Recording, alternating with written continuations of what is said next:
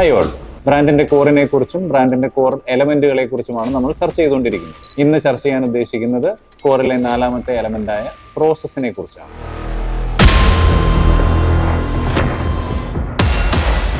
എന്താണ് process? How അല്ലെങ്കിൽ brand പർപ്പസിനനുസരിച്ചിട്ടുള്ള പ്രൊഡക്റ്റുകൾ, സർവീസുകൾ നിങ്ങൾ എങ്ങനെയാണ് ഉണ്ടാക്കുന്നത് എന്നതിനെ ഡിഫൈൻ ചെയ്യുന്നതാണ് പ്രോസസ്സ് എന്ന് പറയുന്ന ഈ എലമെന്റ്. നിങ്ങളൊരു ക്രിയേറ്റീവ് ഏജൻസി ആണെങ്കിൽ ഒരു ക്രിയേറ്റീവ് കൾച്ചറാണ് നിങ്ങളുടെ ബ്രാൻഡിൽ ഉണ്ടാക്കിയെടുക്കേണ്ടത്.